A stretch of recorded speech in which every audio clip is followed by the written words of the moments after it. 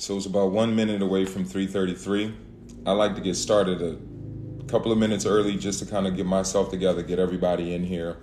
So as everybody fills in, I'm going to give it a few minutes. If you're joining the live, I'm only asking you to do two things for me. One, if you've actually ordered the journal through the link on my page, let me know that.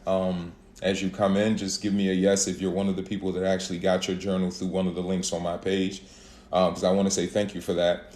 But also, I know it's been about, ever since I started actually working with the journal, I've probably had about 60 to 70,000 people actually follow my page in interest of the series on the Shadow Work Journal, as well as what we'll be doing each and every Sunday, as I listed at 3:33 p.m., which is actually going through the step-by-step guide that's provided in the journal.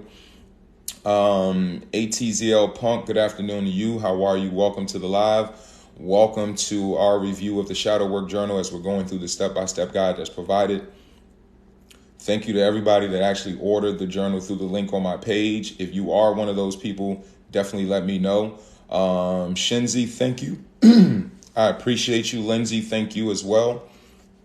As I stated in the videos that I've been posting on my page, hello, James.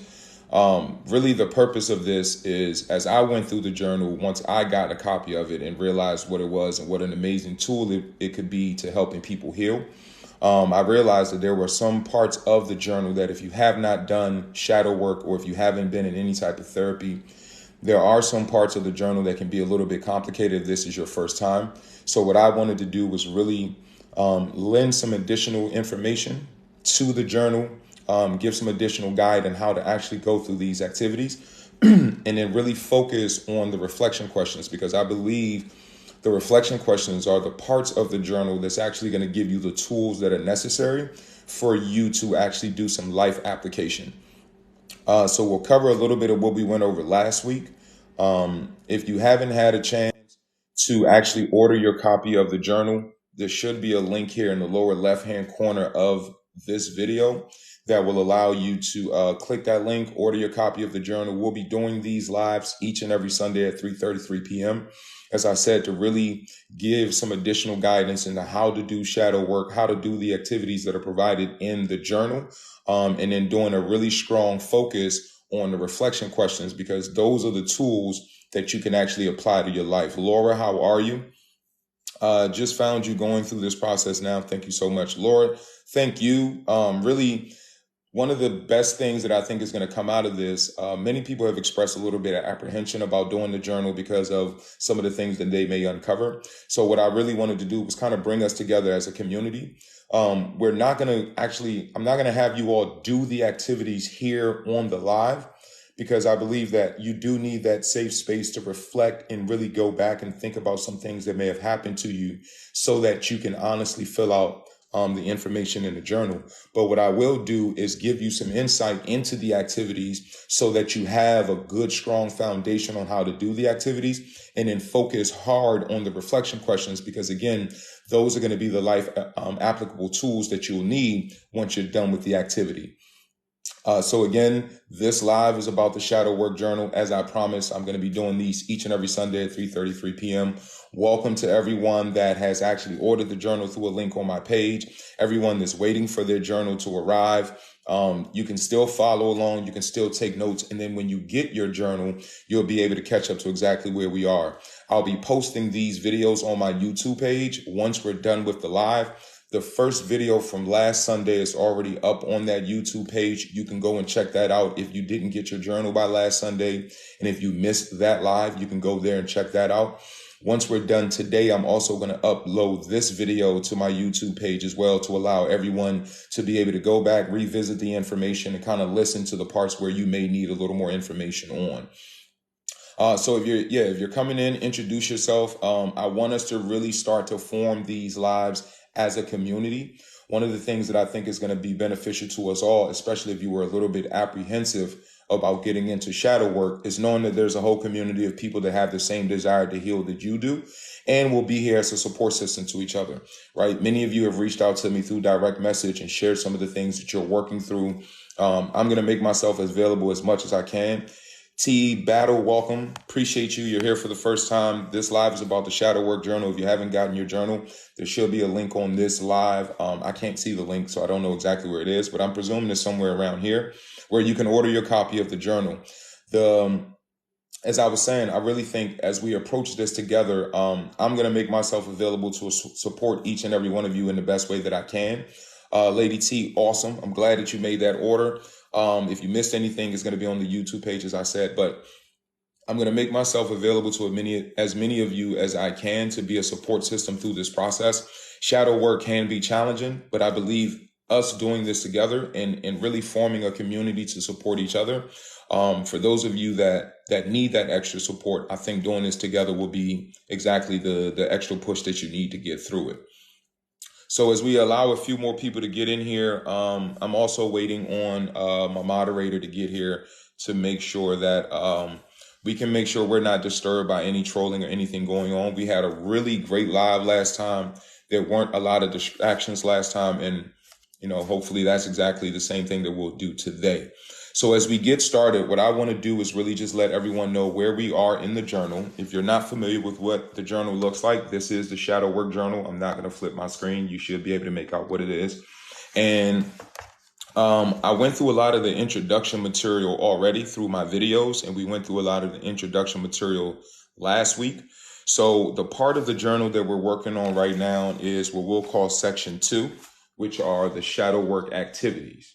So last week, we really talked deeply into what this part of the journal is about, which is wound mapping. And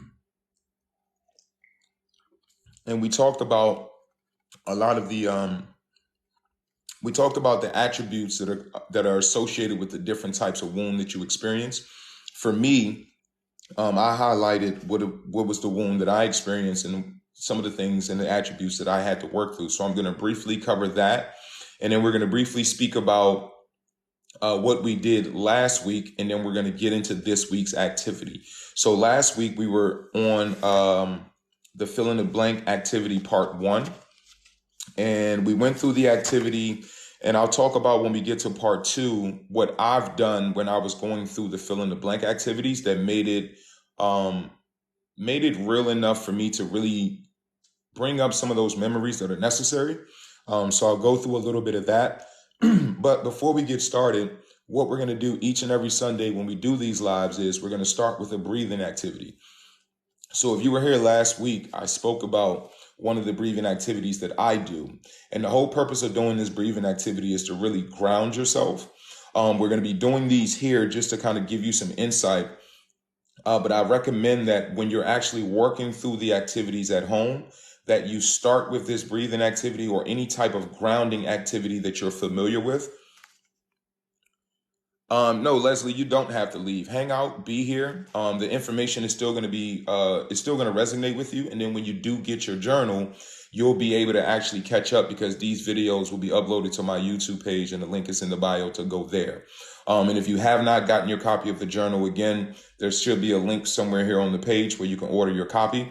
And if you just want to hang out, listen to what we're actually doing here today to get an idea of if you actually want to order the journal, that's fine as well.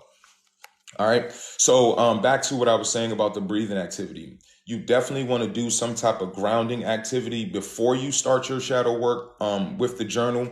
And you want to do a grounding activity at the end of your shadow work. And the purpose of that is you want to be in a calm state of mind, but you also want to be present. And that breathing activity really just calms you down and it makes you present in your body. And that's very, very important. Again, shadow work can be challenging, but these breathing activities really do help to kind of ground you and get you in a safe, comfortable space so that you can do the shadow work. So we'll do the breathing activity first.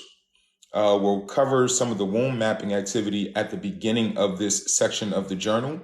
We'll cover what we went over last week very briefly, and then we'll get into part 2 of the fill in the blank activity, which is what we're going to dive into today. So again, if you weren't here last week, the breathing activity that I do, I actually learned while practicing Tai Chi. And every time I do this activity, it absolutely helps me. So what I always teach people about breathing activity for this particular one is Oftentimes, when you take in a deep breath, you'll notice that your chest will rise because you're pulling that air really into this area. But what you want to be doing is you want to be pulling air into your lower abdomen, right? So I'm going to stand up here and kind of give you guys an idea. You want to be pulling air into this area right here. And the idea is while you're doing the breathing activity, you want to focus in your mind on the air coming into this area. And what should happen is when you inhale, instead of your chest inflating, it should really be all of this area that inflates. And then when you exhale, you want to push that air out slowly, but you want to make sure you push it all the way out, right? So I'll kind of give you guys an example.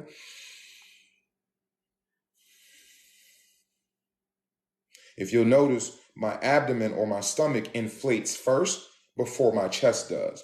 And that's me assuring that I'm pulling that air right into this area right here. And you want to actually be thinking about and focusing on this area. And that's how you kind of clear your mind as you're doing this breathing activity. So again, before we get started, I'm going to kind of lead us through that breathing activity, and then we'll cover what wound mapping is, which is a section of the journal that we'll be going through. We'll cover some of the things that we went over last week, and then we'll jump into part 2, which is this activity, the part 2 of the fill in the blank activity, which is what we'll be covering today. So again, let's start with that breathing activity. Just take a moment, calm down, loosen up your shoulders. One of the ways that I know when I'm tense is because I can feel the tension in my shoulders. So just loosen up your shoulders, relax yourself. You want to actually put your mind on the breathing activity, and that's how you kind of get away from a lot of the other things that might be on your mind. And where you want to do is focus on that area in your lower abdomen. And as you're inhaling, you want to kind of visualize the air going to that area. And then when you're exhaling, you want to exhale slowly, but push all the way in and make sure you're pushing all that air out. Someone said another good step on that is when you exhale, imagine that breath coming out of your third eye. That's awesome. That's awesome. So that's good advice as well.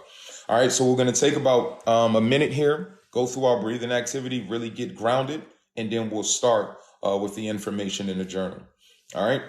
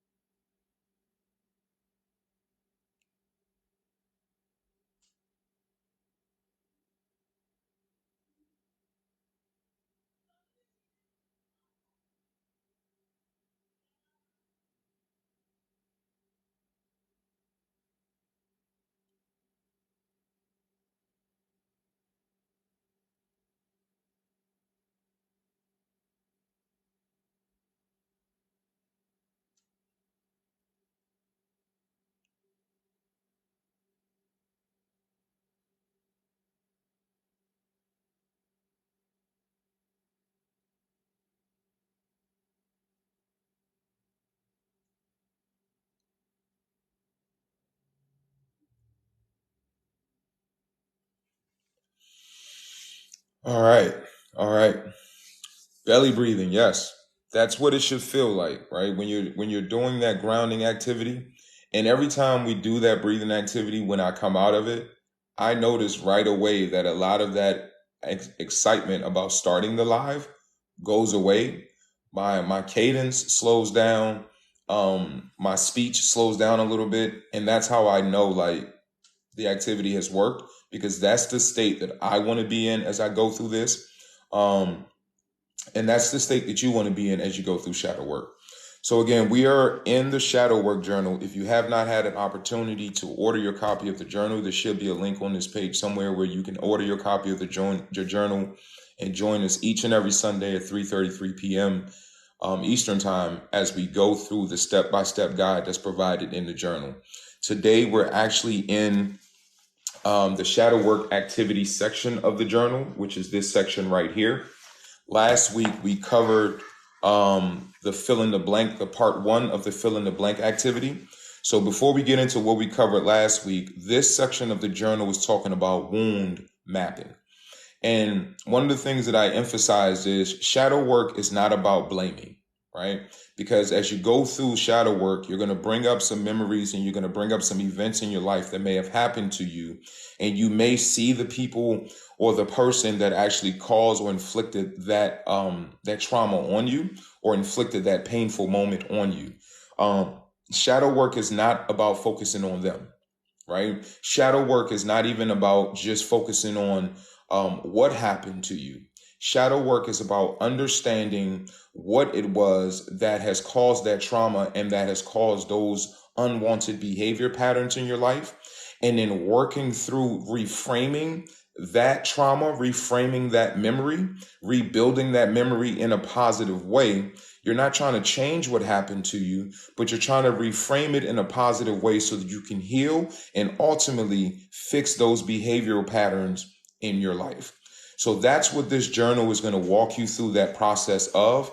And my objective is to just give you some additional guidance through the journal and then to focus on the reflection questions. Because if you haven't done any shadow work before, it can be a little bit difficult to understand how to work those reflection questions, because they're going to give you the actual applicable tools that you'll be using to rewrite or restructure those behavior patterns. So wound mapping, and I'm going to read from the journal here what this exercise is about, and then we'll talk into why. So identify your inner child wound based on the attributes listed on the next page. Abandonment, guilt, trust, and neglect are the 4 major kinds of inner child wounds. You may find one or more that align with your persona.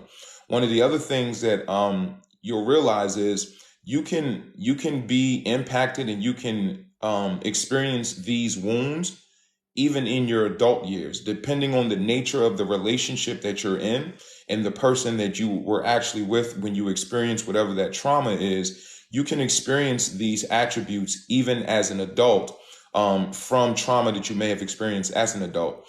Thank you, Kenya, for that. I greatly appreciate the gift. Again, for most of you all that are here, you've already purchased a journal. That's a gift enough to me. So if you want to gift, that's fine, but I'm not going to ask you guys to gift on this live. If you choose to do that, I'm completely fine with that. But this is really about focusing on you, focusing on myself, focusing on us as we heal through this journey, right? And if you have not ordered your copy of the journal and you're stopping into this live, there's a link here on the page where you can go order the shadow work journal and you can join us each and every Sunday as we go through this process. I do not believe it's available electronically, but I am in contact with the actual author of the journal.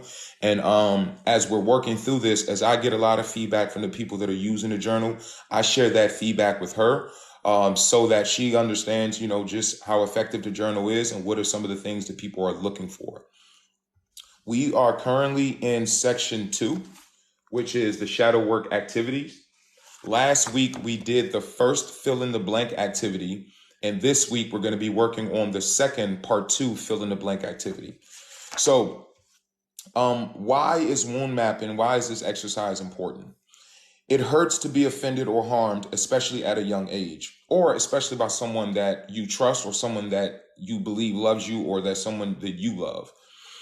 This is an exercise that allows you to pinpoint emotional wounds from your early childhood. These wounds are what causes certain behaviors and habitual thoughts that do not serve us. By identifying your inner child wound, you will hold more space for compassion towards your humanness and provide a healthy foundation to begin your shadow work journey. So I'm going to go over what those wounds are. And again, we're only identifying these wounds so that you know from where you're working and the things that you want to work on. So the abandonment wound, here are the attributes, excuse me. Here are the attributes of the abandonment wound. Feels left out, fears being left, hate being alone, codependent, threatens to leave, normally attracts emotionally unavailable people. This will be recorded. It will be uploaded as the last Sunday video was to my YouTube. The link is in my bio. You can go there, and that's where you'll always find these videos. So if you're just ordering your copy of the journal, don't feel left out. You will be able to go back and watch these videos and follow along once you actually receive your journal. So we're going to go into the guilt wound. The guilt wound feels sorry or bad, doesn't like to ask for things, use guilt to manipulate, is afraid to set boundaries, normally attracts people who make them feel guilty. Trust wound is afraid to be hurt, doesn't trust themselves, finds ways not to trust people, feels insecure and needs lots of external validation, doesn't feel safe, normally attracts people who don't feel safe. And the neglect wound, which is one that I personally were able to recognize within myself. And that's where I focused a lot of my shadow work over the last 20 years of doing this healing journey for me. These are the wounds that I had to work on for myself. And I can say doing that work has been a huge benefit, not just to my life, but to the people around me, to my friends and my family and my children as well. So the neglect wound, struggles to let things go. I was that person. Has low self-worth. Again, I was that person. Gets angry easily. I was that person. Struggles to say no. Represses emotions. Fears being vulnerable. Normally attracts people who don't appreciate them or make them feel seen. One of the things that I noticed, the link is in my bio. I don't want to promote actually kind of giving that out on this live because I do have a product on the live. And last Sunday, I got 3 violations just for speaking about other places that people could go to either get the journal or to check out this content. But the link is in my bio for the YouTube page where you'll be able to find these videos. So Ruthie said, that's you totally. The neglect wound, that was absolutely me. And it really took me doing the work necessary to separate myself from these attributes, but also to break the behavioral patterns that came out of it. But one of the things that I noticed in reading these wounds that was consistent is that you're normally attracting to yourself people that are going to re-injure you in the same way. So many people will say things like, it seems like I keep meeting the same people, or I keep meeting the same type of woman or the same type of guy. That's because oftentimes whatever that wound is from your trauma, you're projecting that and your energy is attracting that. And the people that see those wounds, a lot of times people have a sense for your vulnerability, right? And if you're living in your trauma, or if you're living out your trauma responses, a lot of times you're only attracting to yourself people that do not serve you, even in the midst of the trauma that you're dealing with. So that's why it's so important to not only heal internally for yourself, but if you're looking, even if you're with a partner, or if you're looking to be married, or you're looking to be in a relationship, this healing journey is going to help with that. Because the more that you heal within yourself, one of the things that you're going to recognize as you start your healing process is the things that were once attractive to you. As you heal certain areas of yourself, those things will no longer be attractive to you. And then I'll say this part. The things that were once attracted to you Once you start to heal, those things will no longer be attracted to you. Hold on to that. That's a gem. All right. So last week we did the first fill in the blank activity. So for anybody that just got their journal and you haven't had a chance to actually go check out the video that we did from last week, we're going to cover this really quickly because I really want to get to part 2, the fill in the blank activity, which is what we're going to dig into today. So last week, what I shared was whenever I did the fill in the blank activities, here's a process that I used to allow myself to not only be honest, but to allow myself to really get into some depth so that I'm answering these questions in a way that will help me through this journey. The most important thing about this journal is when you're doing your shadow work using this journal is remember to be honest. Hopefully no one is going to go read this journal behind your back. You don't have to worry about what you're saying, because one of the things that shadow work is going to help you do, and what shadow work, your shadow is, are those repressed parts of yourself, parts that you may be ashamed of, parts that you may have suppressed because the pain was too much for you to bear. So this process is going to ask you to bring those things up, and you have to be honest. Because if you're not going to be honest as a part of your shadow work, you're not going to get the results that you're looking for. It's almost like in therapy. If you're not honest with your therapist, you're not going to get the true results that you're looking for. So here's how I went through the fill in the blank activities to allow myself to be honest. So as I read the sentence and then got to the blank, I wrote down, use a pencil because you may want to, this will require you to make some adjustments. But I wrote down the first thought that came to my mind. I didn't think twice about it. I didn't hesitate. When I read the blank, the first thought that came to my mind, I wrote that down and went through the entire paragraph. Once I read the paragraph, I went back again.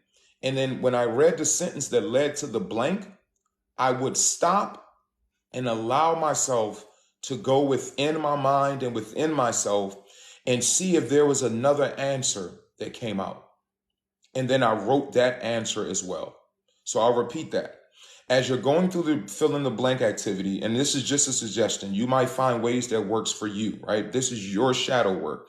This live is just to kind of give you some more guidance and some more insight in how to do these steps that are provided in the journal, but also give you some guided insight into how to do shadow work. But whatever process works for you, I'm just going to give you all some suggestions that I use as I work through the journal.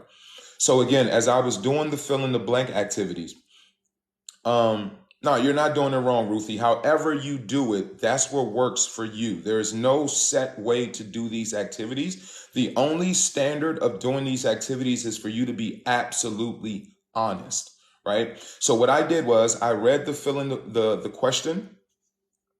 Sure, save online shopping experience. You sit down and product showcase.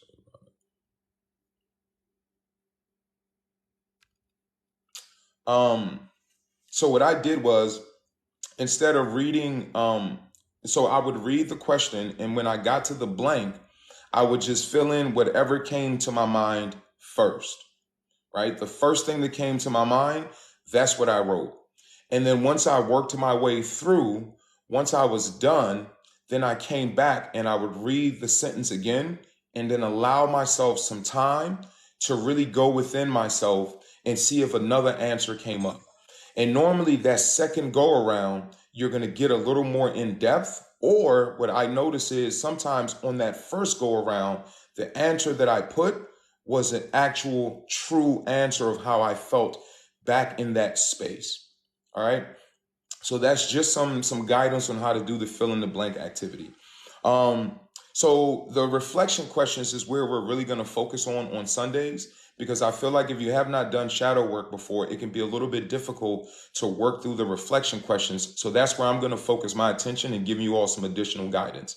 So when we went through the reflection questions of the fill in the blank activity part 1, one of the first question is, why am I sometimes seduced into a victim mentality? And what we did last time, which we will do this for part 2, I solicited some responses from those that were in the live, and then I gave some of the responses that I have from my notes. So I'm just going to read some of the responses that I have from my notes to give you all some assistance if you are still doing this part. before we transition to the part that we're going to focus on today. So for part one, why am I sometimes seduced into a victim mentality? Because there's comfort in your pain, right? Sometimes we have a sense of comfort in being the victim, in revisiting that pain and staying there. Because we are sometimes triggered back to a place where we were the victims. And then lastly, I wrote, because we are too fearful to stand up for ourselves. The second question was, what systematic self-improvement techniques can I use to replace my victim mentality into a more empowering belief about myself or the situation? Acknowledging vocally when we are being a victim. So one of the things that I went into last week is you have 3 faculties that are at your disposal when you're doing shadow work and even in your daily life. That is your thoughts, your words, and your actions. So oftentimes when you're experiencing something in your mind or even in your emotions that are contrary to what you want for yourself, the first thing that you want to do is vocalize what it is that you're experiencing, right? And this may take you to take some time by yourself, or if you're with someone that you trust in that type of relationship. So you want to vocalize it. So again, the question was, what systematic self-improvement techniques can I use to replace my victim mentality into a more empowering belief about myself or the situation? So the first thing is vocalize, acknowledging vocally when we are being a victim. The other thing that I wrote, speak vocally the action or mindset that we desire to display in that moment. Oftentimes we don't recognize the power of our voice, right? There's a lot of different spiritual teachings that'll tell you about the power of your voice. But really, if you're having thoughts or emotions that are contrary to what you desire for yourself, speak, use your voice to vocalize the mindset or the emotion that you desire. Because what's happening is, and what shadow work really works into is your subconscious mind, right? A lot of your behavior patterns are stored in your subconscious mind. And when you're triggered, those behavior patterns produce themselves. So what you're doing vocally when you're speaking a thing is you're speaking that into that area of your mind. And that's a process of retraining your mind. So if you need to transition from a specific mindset or a specific emotion, one of the tools that you always want to use is vocalize where you want to be. It's not some type of Jedi mind trick on yourself. It's actually the process of reprogramming your subconscious mind. And then lastly, I wrote, display the actions we desire to protect ourselves. You can consciously decide to do a thing that is contrary to the emotion that you may be feeling in the moment, right? So if you struggle with anger or if you struggle with sadness, whatever it is, you can make a conscious decision to do the thing that you desire that may be contrary to how you feel or what you're thinking. Remember, shadow work is about you empowering yourself, right? And that work requires you to take the actions that are necessary. And then the last question was from last week, what kind of thinking do I need to adopt in order to step outside of my limiting beliefs and focus on what excites me? Compassion and self-love. A lot of times when we've experienced some type of trauma, especially in our childhood, really it came out of, and I won't say a lack of love, because sometimes the people that were a part of our trauma, it's not that they did not love us. Sometimes they were just acting out of their own trauma that they never healed. And that's why today, it's important for us, especially if you have children, if you plan on having children, if you're in a relationship, to really do this work. Because what will happen is, I'll repeat it in just a second. Nay Marie, I think that's how that's said. But what happened is, a lot of times the people that may have inflicted trauma on us in our upbringing, they were acting out of their own trauma. And for us, if we don't do this work to actually go through our healing journey, we then end up doing the same thing, acting out of the traumas that we haven't healed from and inflicting trauma on other people. So the question was, what kind of thinking do I need to adopt in order to step outside of my limiting beliefs and focus on what excites me? And the first thing that I wrote was compassion and self-love, right? You must have that compassion and self-love for you. I often, another saying that I have is love yourself. And you'll see this at the end of most of my videos. Love yourself like no one else can. But another saying that I have is love yourself like they were supposed to, right? So that love and self-compassion is critical. So that's one of the things, or one of the thinkings that you can adopt to step outside of your limiting beliefs and focus on what excites you first, is to have that self-love and compassion for yourself, right? Have that grace for yourself. Something else that I wrote, do not harbor feelings of negativity after you have removed yourselves from those people or situations that are causing your limited beliefs. So if you, and we really focused on this last week, is the process of forgiveness. And one of the last videos that I posted, I focused on harboring resentment and how that can hinder your process in doing shadow work. If you're harboring resentment, right, and the way that I explained it in the video, resentment is like a file in the hard drive of your subconscious mind. And as you're doing shadow work and as you're uncovering different things and you're trying to rewrite this programming and rewrite your behavioral patterns, if you're harboring resentment, that resentment is storing the pain and all of the emotions that were associated with the trauma that instilled that resentment in you. So if you're harboring and holding on to that resentment, any type of behavior that you try to rewrite, that file is going to override that behavior when you're triggered again, because you're still holding on to the emotion and the feeling of negativity towards the person or towards the situation, that when you're triggered, that file just opens up automatically, and those emotions are going to come forth in the form of a behavior or a pattern of behavior that does not serve your best interest. So you cannot harbor resentment as you're doing shadow work. So again, if you missed that video, you can check it out. You guys know where to go check that out, because I think I just got another violation just for telling you where to go check out the videos. I'll dispute that later. I think that may be one that we can get rid of, but we'll continue. So that was fill in the blank activity 1, part 1, in the shadow work activity section of the journal. We are going to be going over to part 2, which is what we're going to focus on today. So if you have your journal, I'm going to kind of just walk us through where we are. So we are in part 2 of the journal in the shadow work activities section. These activities are associated with wound mapping, which we covered briefly. And we talked about what are the different wounds and the different attributes and how to identify which one you can relate with. And we just spoke about the first fill in the blank activity, which is what we covered last week. And today we're going to focus on part 2. And this is the fill in the blank activity we're going to focus on today. Again, if you're just jumping in this live, you like what's going on here, we're going to be doing this each and every Sunday starting at 3:33 p.m. I've never been more excited for I have the same excitement coming into this, especially like starting Saturday. I'm gearing up for this. I'm really excited to start this. And then coming into 3 o'clock, I'm ready to go. So Healing Queen, I appreciate the excitement. I'm just as excited as you all are as well.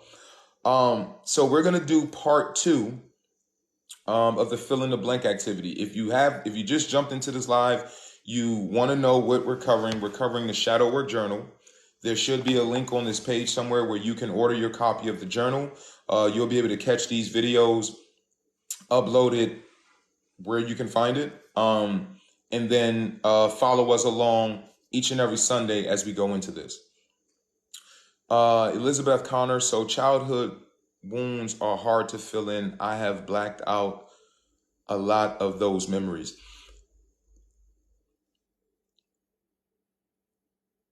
So I appreciate you sharing that, right? And that is exactly the process of shadow work. So many of us do just that. We block out those memories so that we can survive. But what happens is those memories are not blocked. They're just stored in your subconscious mind. So you're not consciously thinking of them every day. You're not consciously reminded of them every day. But whenever you're triggered, those behavior patterns that were developed because of that trauma show themselves. It's like a file stored on your hard drive. And think of a computer, and I use this analogy in one of my videos. Think of it as a computer hard drive, right? And if you're on a computer, if you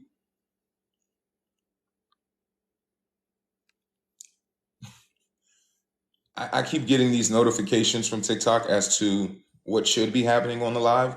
So again, if you have not gotten your copy of the journal, there's a link on the page. Click the shopping cart, get your copy of the journal, and you can join us every Sunday. But so what happens is, if you think of this as, if you think of your mind or your subconscious as a computer hard drive, and there's a file stored on the hard drive, and it's not a file, it's not on the desktop. That's a good way to put it, right? So if you think of your desktop as your conscious mind, and then you think of your subconscious as the hard drive, where you're actually storing information that you're not accessing daily. So the information that you store on your desktop, on your computer, is information that you access daily. So the information that you store on the hard drive is information that you're not accessing daily. What happens is, when you're triggered, it's as if you strike a certain key on your keyboard, and those files on the hard drive open up automatically, and out of them comes a response or a behavior or behavior patterns that are stemmed from those trauma. So even though we repress those emotions and we repress those experiences, they're not hidden from you. They're just hidden from your conscious mind. But if you look at how you respond in certain situations when you're triggered, you will see the results of those trauma coming out in your behavior, in your response. You'll feel that emotion that you felt back then, or you'll do certain things, certain behaviors that you're displaying come out of those things that you may have stored away. So even though it's not in your conscious mind and you feel like, hey, I'm fine, I experienced that, I've put those things away, or I've put those memories away, until you, and the phrase that I like to use is, until you reauthor those memories, they're still there, and they're very much actively a part of your life. Then we can address the behavior and thoughts, even if we can't entirely remember the roots. Absolutely. Absolutely. So shadow work is the process of revisiting those things, right? Reframing them, understanding how to show compassion and love to the you that you were at that time, so that you can heal properly, so that you can understand that you don't have to hide those things. Think of it. Why do we hide things, right? Why would you hide something from yourself? Because that thing, whether it be the pain, the trauma, or the thought, right, is something that you're not willing to, or you didn't want to deal with. But just by not dealing with them, they don't go away, right? It's like emotions. For far long, young men are taught generally in society, like, hey, don't feel, don't cry, don't do all those things, as if those emotions actually go away. They do not. They just repress them.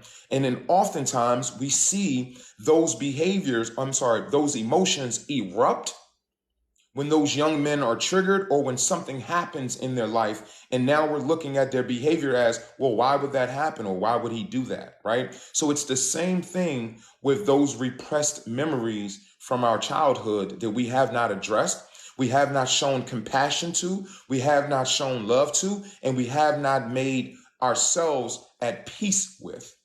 Just because they're hidden away do not mean they don't display themselves in your life. They do. They just come out in moments when you're triggered and you don't have control per se, right? So that's why it's important for us to do this work. So today we're going to be working on part 2, the fill in the blank activity, and the shadow work the shadow work journal, link somewhere on the page where you can get yourself a copy. We're going to be doing part 2 of the fill in the blank activity. this one, when I did this part, it was a bit complicated to do this part, right? Because a lot of my trauma was associated with my childhood.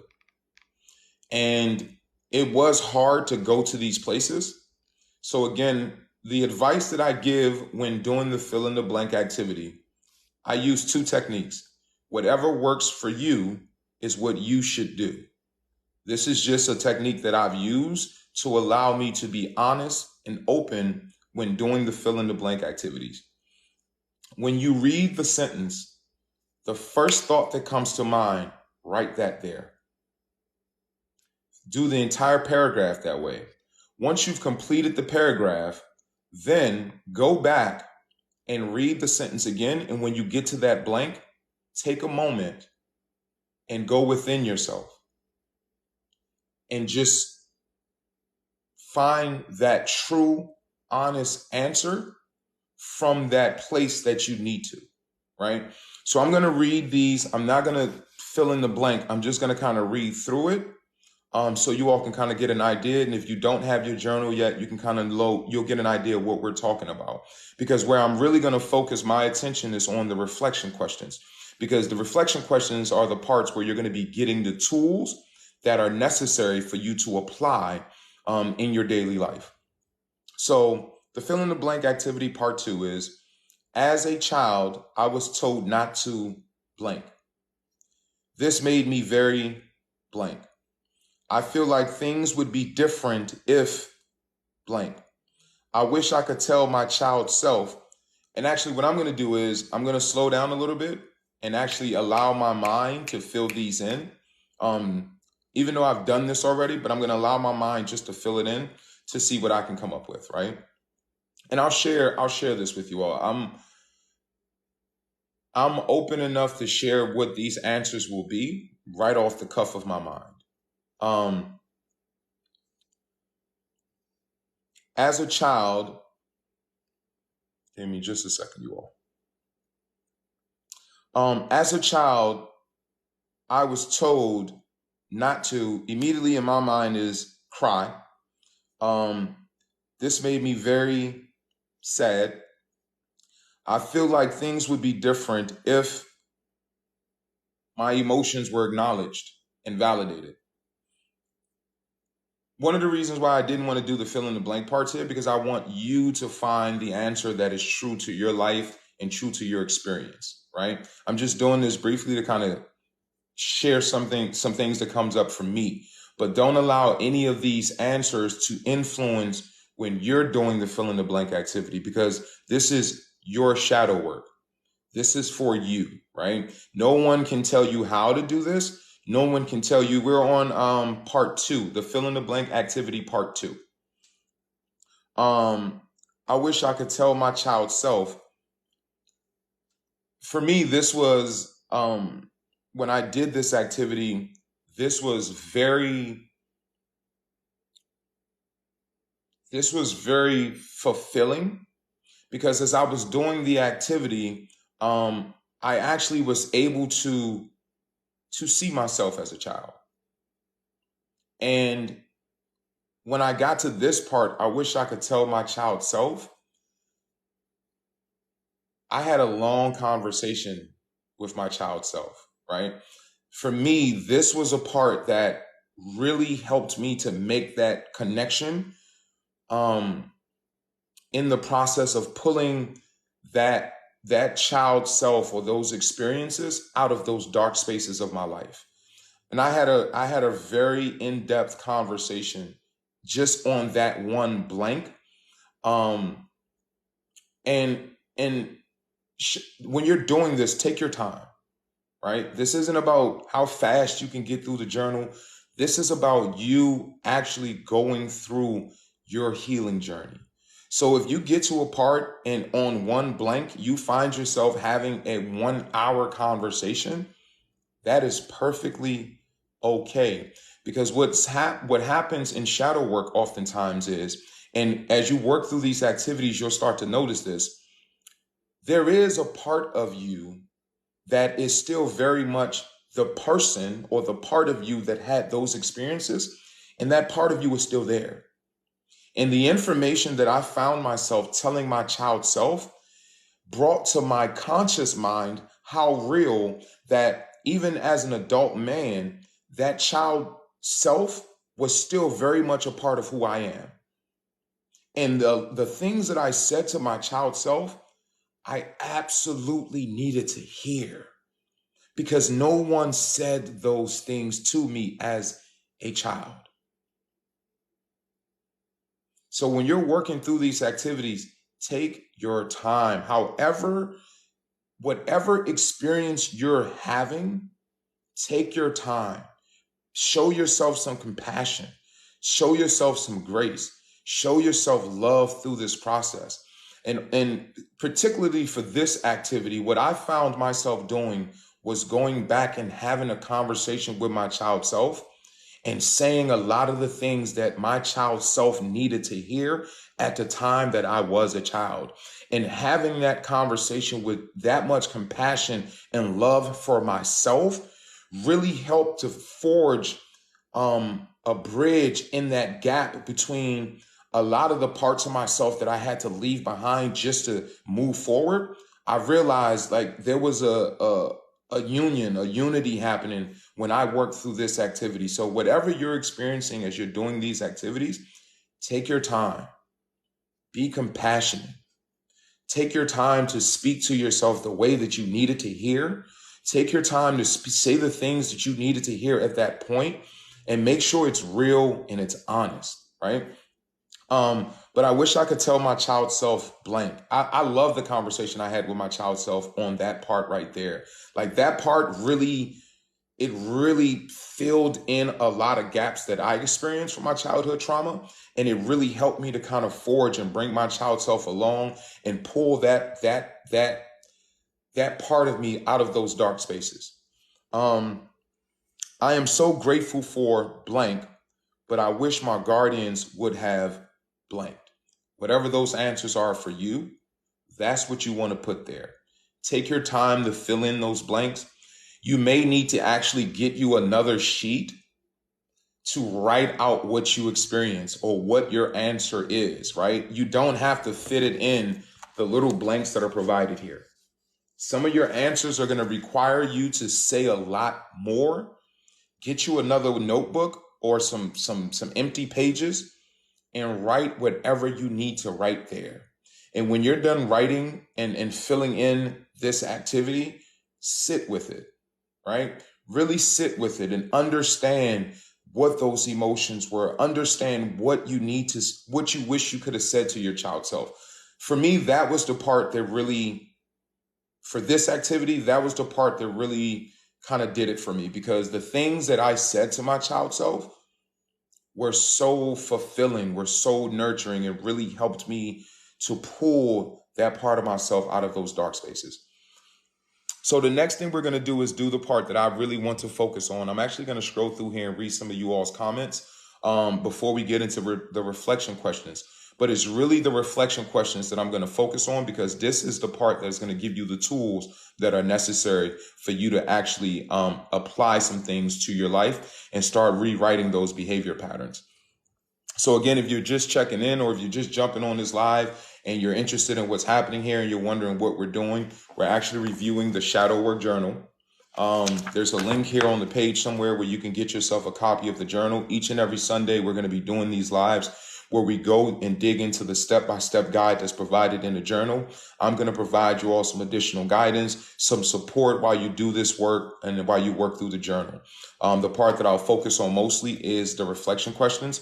But if you have not gotten your copy of the journal, please do so. Click the link provided here on the page, get your copy, and join us every Sunday, because if you just see what this activity could have done for any of us and what it did for me personally, these are the type of activities that is a part of shadow work, where you're revisiting those parts of yourself, those experiences, and actually adding value to yourself and pulling yourself out of those dark spaces from those experiences.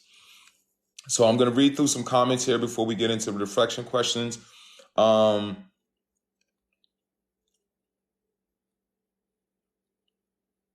Let's see. Just ordered the book. So excited to join you when it comes in. Cecilia, thank you for ordering. And yeah, I'm excited for you to be on this journey with us.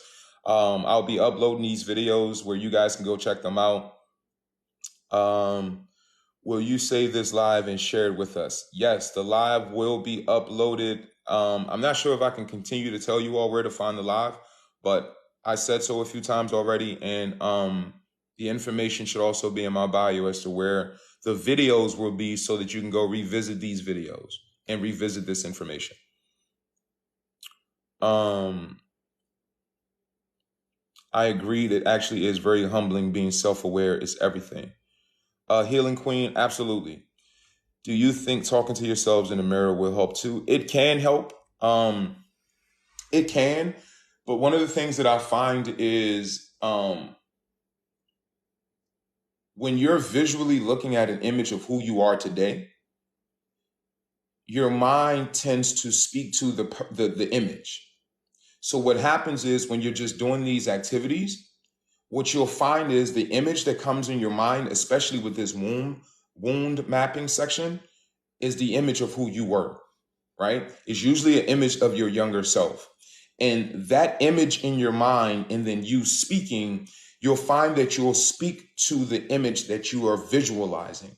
So if you're doing this in a mirror sometimes and you're looking at the image of yourself today, you may find yourself kind of speaking to what you're able to visualize. And I hope that made sense. So what I would recommend is not necessarily using a mirror, but if that works for you, absolutely, right? This is your shadow work. It's about what's working for you. But what I would say is, as you're doing the exercise, just allow your mind to go to the place that it naturally will. And it's usually going to go back to your child self. And you'll be able to kind of have that image in your mind. And then what you're speaking will be spoken to the image that you were visualizing. I wrote a letter to my inner child. It was powerful and I was full of tears. Amber, yes, right? And that's what a lot of these activities are, right? Is speaking to your inner child. And those tears are the release of your inner child hearing what they wanted or what you wanted to hear all along, right? And that's why when I got to that, I wish I could tell my child self, that part for me was exactly what that experience was, right? I got an opportunity to say to my inner child things that were never said that should have been said. I got an opportunity to express compassion and love to my inner child that should have been expressed, right? But that is an awesome activity, Amber, and those tears are tears of release. Those tears are tears of joy. So if you have an experience like that when you're doing your shadow work, don't be afraid of those emotions, right? It's okay to release those emotions because those tears are tears of release. It's not sadness that you're experiencing, right? It's your inner child hearing language that your inner child should have always heard.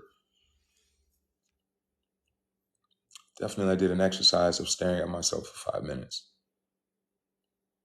What a good idea. I would cry so much I probably wouldn't be able to finish. Hey Dana, and if you did that activity and if you find yourself just caught in that emotion, stop the activity. Let that happen, right? Let that emotional expression happen, because oftentimes what we are experiencing is the release of bottled up fear or bottled up lack of love that we experienced, and your inner child hearing that language being spoken to them is that release. So if you're doing one of these activities and you find yourself in that emotional space where you just need to stop the activity and let that emotion happen and let that release happen, absolutely do so, right? Again, this is your shadow work.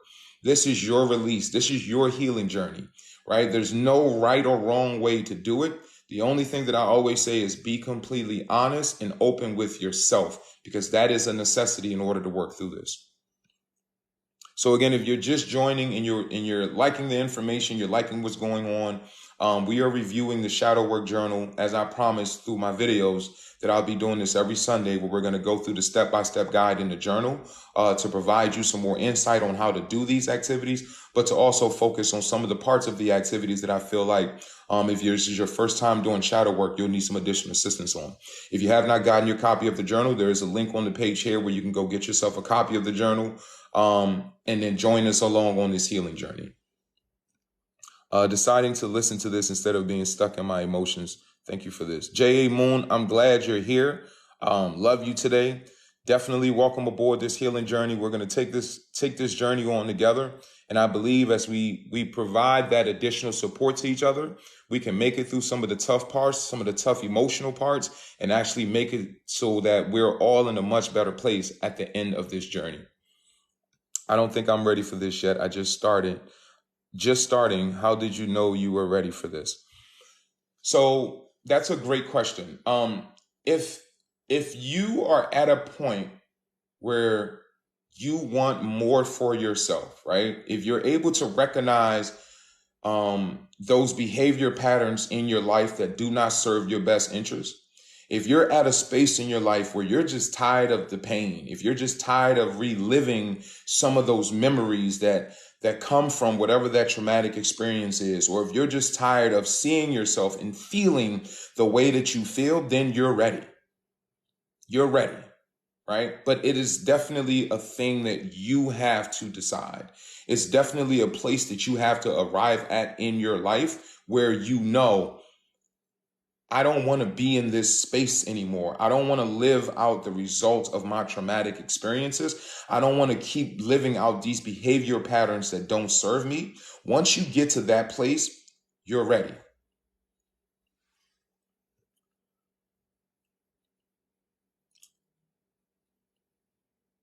Something you don't have to change. Something you know you have to change. Okay, you guys are answering each other's questions already, so that's great. That's great. I'm far behind, so I'm trying to catch up so I can get in some of the comments. But I'm going to also scroll in to catch in some of the newer things you guys are saying as well. Yes, you have to be sick of yourself that you start making the changes. Absolutely. Absolutely. I want to do shadow work, but don't know how. So Lori Murphy, one of the ways for a lot of people that are interested in kind of doing this work and going through this healing journey, and the reason why I personally found this journal, the Shadow Work Journal, to be so helpful, I've been on this journey for 20 years, right? I'm 42 years old. So at the age of 20, I really went on a spiritual journey. And through that process is when I really started to learn different things that were the outcome of some of the traumatic experiences from my childhood.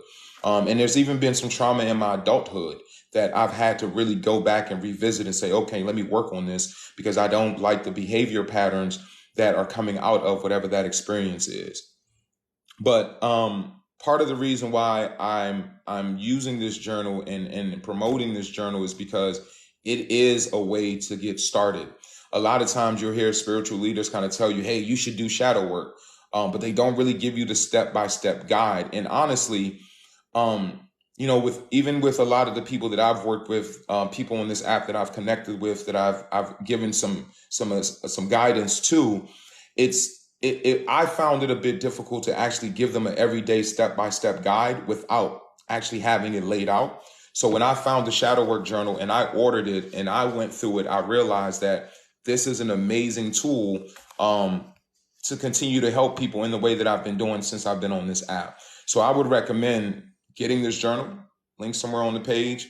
It is definitely a great place to start in doing your shadow work, and then join this community of people that are on this healing journey together, right? Join us every Sunday. Join us throughout the week as I'm posting different videos. Join us in the comments. I love the way that you all are showing so much compassion and love to each other in the comment section. A lot of times, you know, after I post a video, I spend a lot of time just in the comments, not only responding to your comments, but just watching the way that you all are loving on each other and giving each other support. So we're building a community of people here that are on this healing journey together. So get yourself a copy of the journal. It's a great place to start. And then join this community of people that are on this healing journey together. As we become a support system to each other, I would recommend if you find comments in here of people that are actually saying things that you find valuable, follow them, right? Because the idea is the more support that we can have, on this journey, the better it is going to be for all of us as we get through it, because there are going to be some very hard parts. I've been through this journal, and trust me, there's some parts in here that are going to be hard. But again, if we are here doing this together, you're getting that additional guidance on how to make it through those hard parts. We'll get through it together.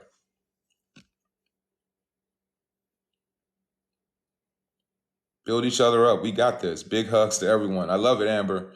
You have to be ready to sit in your shit to start the healing process. Absolutely, right? It requires honesty.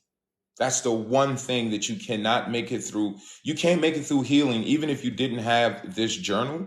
You cannot make it through healing without being completely honest, right? So because what you'll also discover, and there are parts of the journal that'll help us see this, you'll also discover that part of reliving that trauma, or part of the situations, sometimes the situations we find ourselves in, we put ourselves in it, right? So a part of your healing journey is recognizing the behavior patterns that came out of your trauma, but the behavior patterns, the things that you continue to do to re-injure yourself, or to continue to put yourself in spaces, relationships, and in situations where you're continuing to re-trigger that trauma, or you're putting yourself in spaces, situations where you're causing that harm to yourself by the decisions that you're making. And that's some of the things that you recognize in your life, and you go, hey, I want to change that, right? And that's where this healing journey starts for a lot of us. But you absolutely have to be ready to sit in it and be completely honest with yourself about it. All right, so I want to get out of here at 5. I have a date with my little lady. We're actually going to this really cool park that she loves. So let's get into the reflection questions, because again, this is the part that I really want to focus on, because I know it can be a little bit difficult to really get those tools that you need in answering these questions, so that you can walk away from the activity with something that is applicable to your daily life. All right. So the fill in the blank activity, we just kind of walked through. I gave you some great insight on how to go through this, being honest, being transparent. Don't feel like your answer has to fit into these little blanks. Get yourself another sheet of paper, write out whatever it is that you feel. Take your time. Shadow work is not a race. It's a process, and it's your process. Whatever works for you, the amount of time that it takes for you to get through an activity, that is for you and up to you. It's not up to anyone else. All right. So the reflection questions from this fill in the blank activities. The first question is, what memories did I extract from this exercise? So without us having done the exercise together, if you've done the exercise and you would like to share, this is the part where I kind of solicit some ideas from you all, because again, you got to be a part of this work, right? So having looked at the activity, which is, as a child, I was told not to blank. This made me very blank. I feel like things would be different if I blank.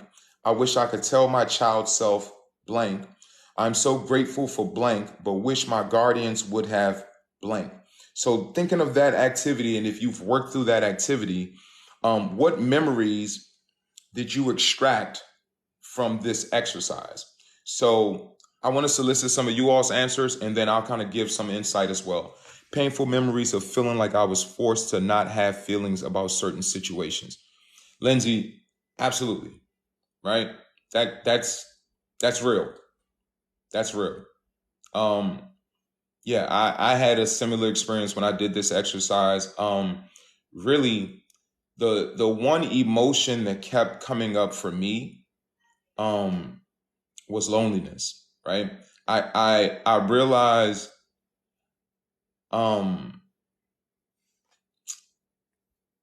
Grace said, not listening to me when I told them I was in pain.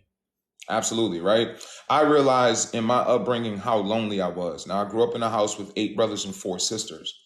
You wouldn't think you would be lonely, but as I did this activity, I realized how lonely I was as a kid. Even in a house full of people, I was still very much secluded and felt unseen. And that's part of that neglect wound that I eventually developed, and then a lot of the behavior that came out of that I needed to do this work to heal from. No one even noticed I was there except my dog. Wow. Which gave no time for me and my needs. Being forced to be around others that hurt me emotionally. I was pressured to be good. I was the middle of 3 girls and I was labeled the bad one. I still feel that, and I am 52. It's just Karis, 8 brothers and 3 sisters. I was the black sheep, right? I can relate.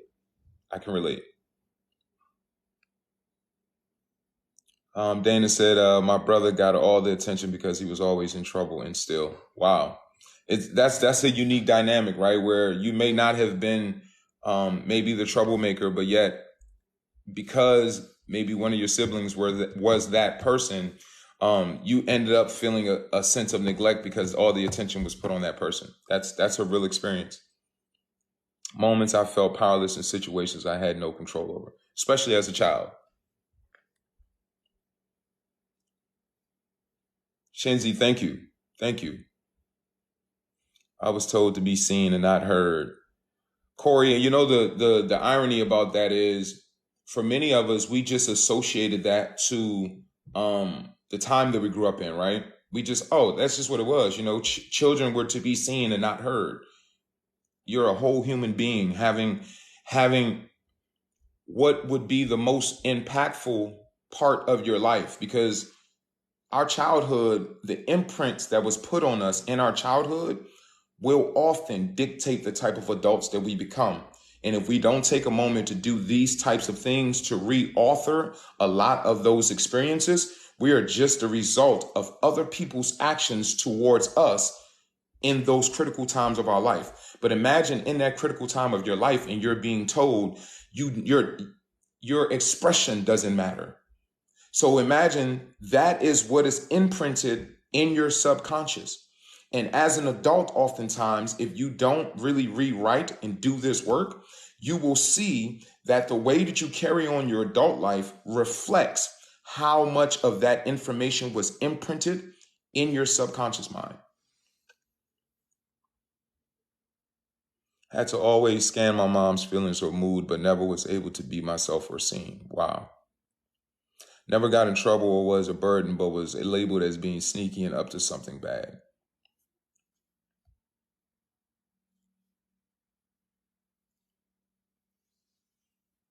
So again, for that activity, don't feel like you have to squeeze in your response in the little space that's provided in the journal.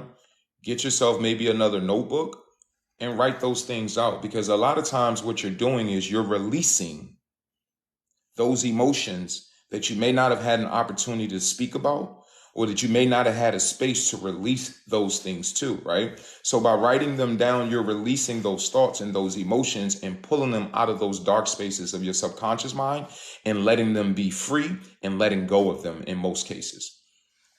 So the second part of the reflection question is, how can I reframe these memories so that they don't continue to hurt and hinder me in the future? This is the beauty of what shadow work is reframing things.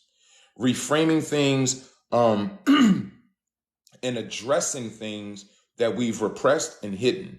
So how can I reframe these memories so that they don't continue to hurt and hinder me in the future?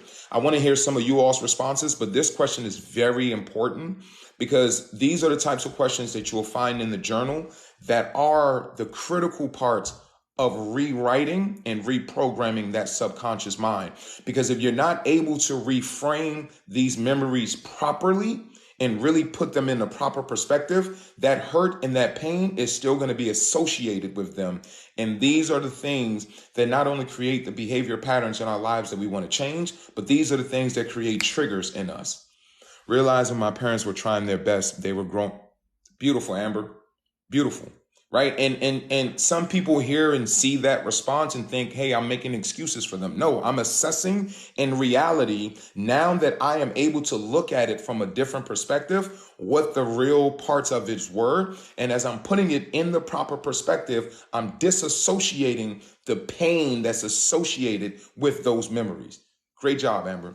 My mom was a teen parent and dealing with her own trauma. Nay Marie, many of us aren't in the moment. We aren't able to recognize that the people that caused us trauma were working out of their own trauma. And realizing that means that you can step out of not only the victim mentality, but you can disassociate the pain that we felt. Because a lot of times in that traumatic situation, a lot of that pain is felt because of your expectation, right? You expected things from your parents. You expected things from the people that were entrusted with your upbringing. And there was nothing wrong with that expectation. But now that you're able to step back and reframe that, you can remove that expectation. And then by removing that expectation, you can disassociate the pain of what you expected. And you can actually leave those memories where they are without the associated pain with them. So that's awesome. I know my mom was dealing with the burden of being without her husband after he died when I was 12. Lori, that's awesome, right? Because now you can look at that and say, hey, I wasn't the problem, right? And even though the things that may have been done to me were problematic, but I have to look at it from a realistic perspective, reframe that properly with the information that I have now so I can disassociate the pain that's connected with those memories. My mom too. I'm a teen mom myself and still learning and healing with my children. Great. That's important. And user, I'm not going to say all those numbers, but here's what's also important. Being able to recognize the error in the people that traumatized you should better equip you to make sure that you don't cause similar trauma in your children.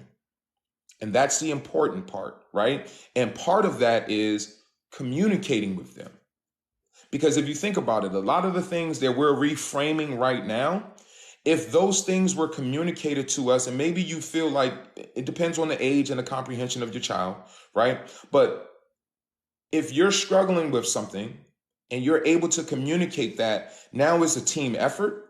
But the most important part is being able to recognize how their trauma and them not healing from their trauma caused you trauma should better equip you. One, the fact that you're here doing this work and being a part of this community with us is evident that you're doing the work, and it should make you aware so that you don't also cause the same trauma in your children.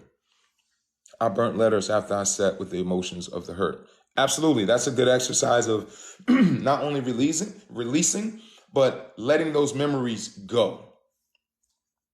My dad had a disease, alcoholism. He didn't intentionally die. Wow, Lori, that's that's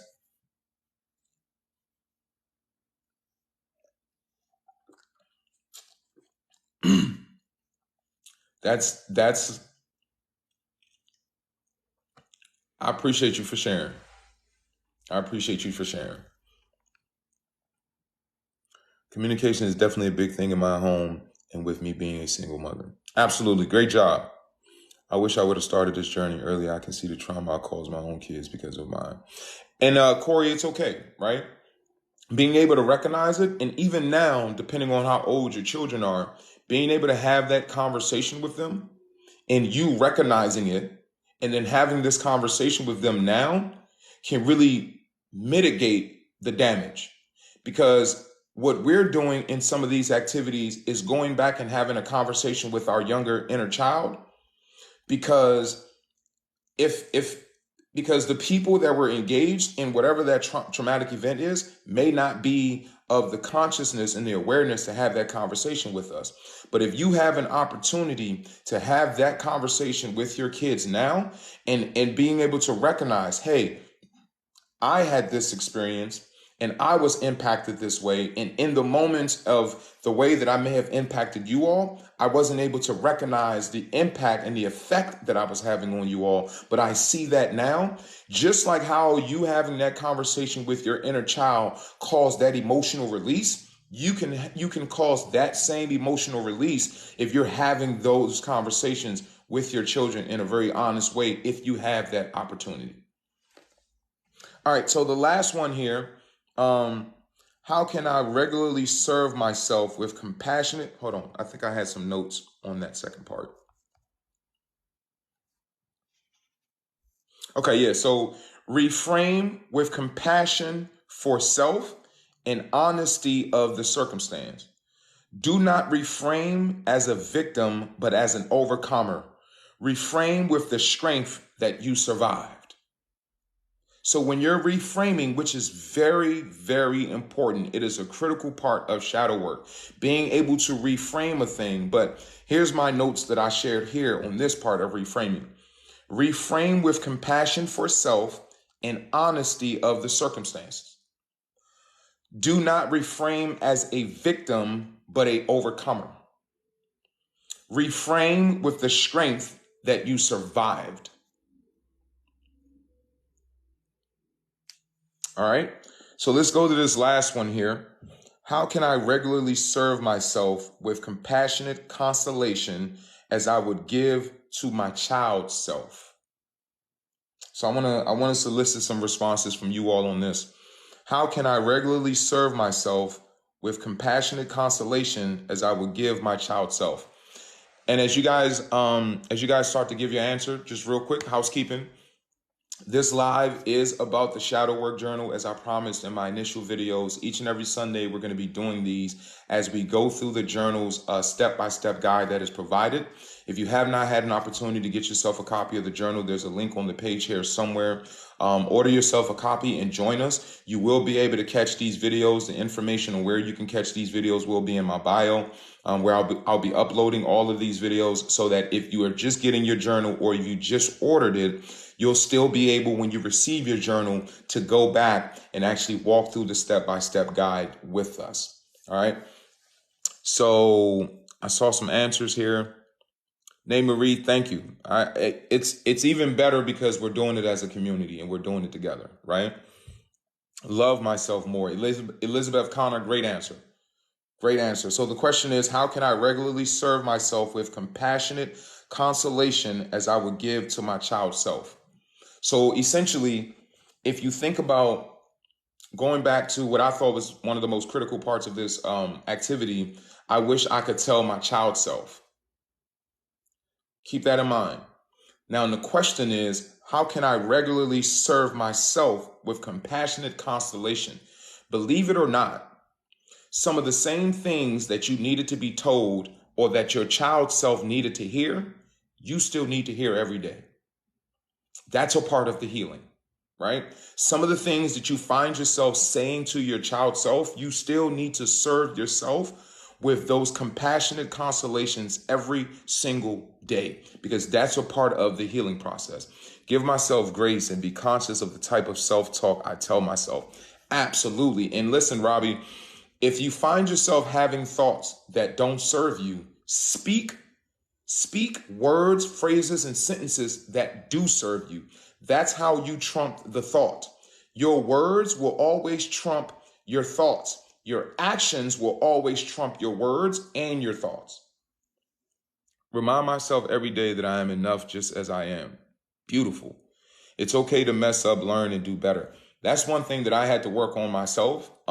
Country gal pal is telling myself that it was okay to mess up, because I was ridiculed so much as a kid for anything that I did wrong and drilled so hard that I adopted that same behavior towards myself, right? Where I would do something very small and something minuscule as missing a turn when I was driving, and I would just rail myself for it. So one of the things that I constantly tell myself whenever I make a mistake on something, it's okay, man.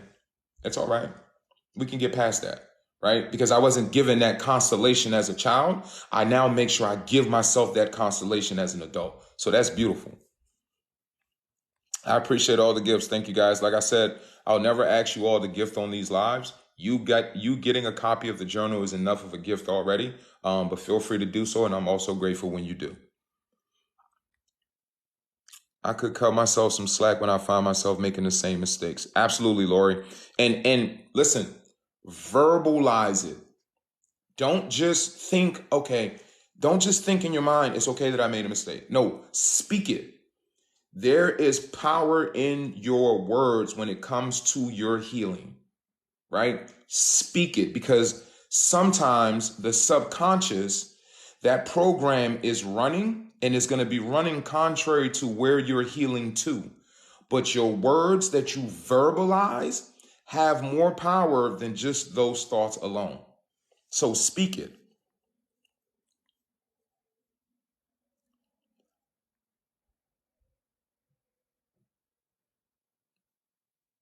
Sometimes I just want to throw the towel in. I really do, but I don't know I'll get better. A Craft Technical LLC, you will absolutely get better. That is really why we're all on this journey, right? Because there are parts of ourselves that we see that we want to heal. There are parts of ourselves that we see that we want to be better. There are parts of ourselves and behavior patterns and thought patterns that don't serve our interests. And the whole point of taking this journey together is, one, to continuously be that support system to one another, but when you see that there are so many other people that have similar experiences and you know there's nothing wrong with you, right? And I think that's a good place for me to emphasize before we close for today. Actually, let me give you guys my notes on how I can regularly serve myself compassionate consolation as I would give my child self. And then I want to close on recognizing that there's nothing wrong with you. And I think that's a great place for us to close today. I wrote, acknowledge whatever feelings you are feeling. Make decisions from the place of a survivor, not a victim. Acknowledge that you are safe with you and commit to not putting yourself in those situations, and forgive yourselves for the times that you did. But also, and the main thing that I wrote, the same compassionate words that you spoke to your child self when you were doing the fill-in activity, speak those to yourself today, because it's not just your inner child that needs to hear that, right? And you'll find when you do that activity and you take that time to speak to that inner child, a lot of the things that you're going to be saying to your inner child, you'll find that you need to hear that today as an adult. And you have to be the person that vocally speaks that to yourself, right?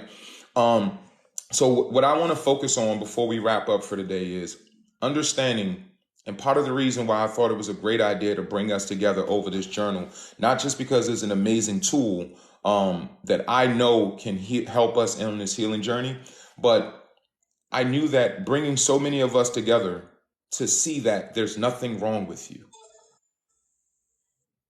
There's nothing wrong with you, right? We've all had experiences. Yes, if somebody asks, next Sunday, 3:33 p.m. Eastern time. Absolutely. Thank you, Elizabeth and Dana. I appreciate you all sharing that. There's nothing wrong with you. Even if you're having repetitive thoughts that you feel like, hey, my thoughts are out of control, I can't stop thinking these things, there's nothing wrong with you. If you've had traumatic experiences, whether in your upbringing or even in your adult years, these responses that you're having are normal. The difference is, or the problem is, if you simply accept them and accept whatever those behavior patterns are that are not serving you and just go, okay, I'm just going to accept it, then you're kind of throwing in the towel, right? But as long as you're willing to continue to do the work by joining us on this journey, by using other tools that may be available to you to actually heal from those places,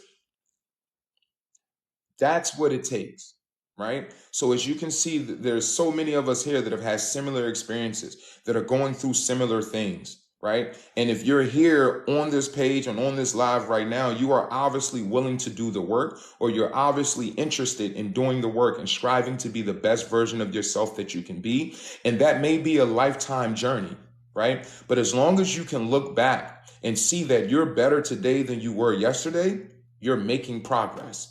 As long as you can look back, and even if you fall back a little bit, right? As long as you're standing up and willing to continue to keep striving to be the best version of yourself that you can be, that is what it's about. There may be a link here on the page, Tanya. I'm not sure if the link is still available, if the journal is still available here on TikTok, but normally the journal, and as I stated, I've been in communication with the author on a daily basis during the week. The journal becomes available somewhere around 10 a.m. And then from 10 a.m. to right around about 3 or 4 p.m., they'll usually sell out of the daily stock. And then it becomes available again the next day at 10 a.m. So I'm not sure if the link is still here. If it is, click the link. Get yourself a copy of the journal and join us every Sunday at 3:33 p.m. But I want to emphasize again, if you're here and you're a part of this community of people that are really on this healing journey, that should be the evidence to yourself that you're willing to push and that you're willing to fight for you. And ultimately, that's where it starts, right?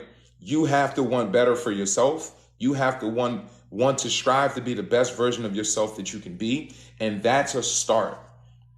This journal is just a tool, right? And when we make it to the end of this journal, so many of you are going to be able to look back and see the difference in yourself, see the difference in your thinking, and see the difference in your behavior.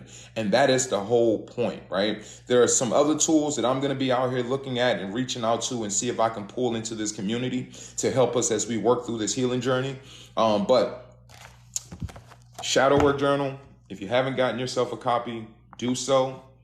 Preferably on the link here on the video or on the link on one of my other videos. I will see you all next Sunday, 3:33 p.m. Throughout the week, I will continue to post videos giving some more insight into the different things that I'm finding in the journal and just into some general wisdom, right? I've been on TikTok for a little over 2.5 years. You can go back through all of my videos and you will see that there's 2 things that I've done consistently on TikTok. I've celebrated the joys of fatherhood, and I've poured love, life, and wisdom into the people that follow my content and that consume my content. And this is just a tool that I found that can help me to continue to do that. It is a tool that I went through. I knew how powerful and impactful it was. I've been on this healing journey for 20 years now. Things happen, right? Different things are going to happen in your life. 2.5 years ago, I lost my 16-year-old son who was murdered in Washington, D.C. I had to go through a process, right? And I'm still going through that process of healing. But one of the things that is most important to me is I strive to live my life in love. That's my foundation. I strive to live my life in love. And through that process of living my life in love, it starts with first loving myself like no one else can, and loving myself like those that were entrusted with my upbringing should have. Right? So that's the first step. And many of you have taken that first step in loving yourself, right? Because you can't love anyone else if you don't learn to love yourself.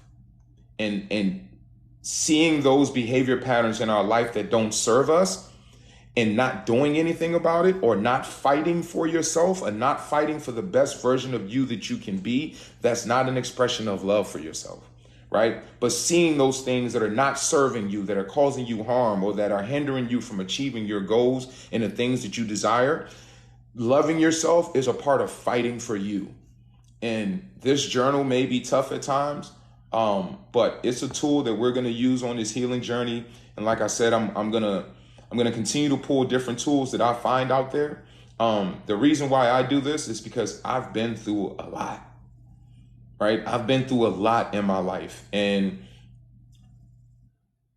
when I realized that I didn't have to live the result of what I've been through, but that I can actually take the pen and author my life from this point forward, when I realized that, that's when I started actually focusing in on doing this work. Because for too long, I was just simply the result of what other people had done to me. And then the actions or the behavioral patterns and the things that I was doing to myself. And I stopped and said, I want better for myself. I want to be the best version of me that I can be. And I want to live a life that I am not only showing love to myself, but I am able to love those that depend on me, those that trust me, and I'm able to be a walking expression of the love that I know that we are all created to be. Once I did that, and I took the pen and said, I am going to write out the person I want to be. I'm going to author the type of person that I want to be. And that's what this journey is, right? It's us really learning how to go back and reframe a lot of the things that have happened in our life, really go back and look some of those traumatic events in the face and own who we were and show that love and compassion to that person that we were, so that we can find unison in ourselves and be the best version of ourselves that we can be. So as I stated, I've got a date with my daughter here at 6 p.m. I want to get out of here and get over there. I appreciate each and every one of you for joining. Again, if you have not gotten your copy of the journal, there's a link on the video here. There's a link in the last 3 or 4 videos that I've posted on my page. Get your copy. Join us every Sunday, 3:33 p.m. Eastern. We're going to be going through this journal. Any other tools that I find, I'm going to introduce it to this community. If you guys want to reach out to me, many of you are already doing so. Inbox me, whatever I can do to be a support to you, I'm going to make myself available to do that. I can tell you all this. From all that I've been through, and even most recently in losing my son, I am in the best mental, emotional, physical space that I've been in my entire life, because I've committed myself to doing this type of work and actually living the life that I desire for myself, a life that I'm happy with, a life that I'm not hurting people, that I am not hurting, right? And so I can tell you, it works, right? Committing yourself to this healing journey is well worth it, because I've been on the other side and I know what it is to live with pain. I know what it is to live a life where you feel like you don't matter. I know what it is to live a life where my own actions were detrimental to me. But I can tell you, this journey is well worth it. And when we all take the pens of our lives and say, I am going to be the author, not what someone else did to me, not what happened to me, I am going to author the life that I want. And once we do that and we start doing the work to start writing out who we are and who we want to be and how we want to treat people and how we are committed to treating ourselves, you can have the life that you desire if you're willing to work for it. So again, thank you all for joining. I appreciate everyone for being here. I appreciate all of you that have actually gotten the journal through the link in any of my videos. Jatoya, thank you. We're going to stay on this thing, and we're going to do this as a community of people that are desiring to be the best version of ourselves that we can be. If you see some people in the comments that you resonate with and that you relate with, follow them. Let's continue to be a support system to one another. I'm here. I'll make myself available to you all in any way that I can be. Inbox me. I'm always in the comments of the videos responding to you all. But together, we can do this. Together, we can make it to the end of this healing journey. And together, we can be the best version of ourselves that we want to be. I'll try to capture some video of me and my daughter's outings today. So be on the lookout for a post so you guys can kind of check out what we were able to do today. Again, thank you all for joining today. I will see you all next Sunday at 3:33 p.m. Eastern time. And again, as always, love yourself like no one else can. Y'all have a good rest of your day.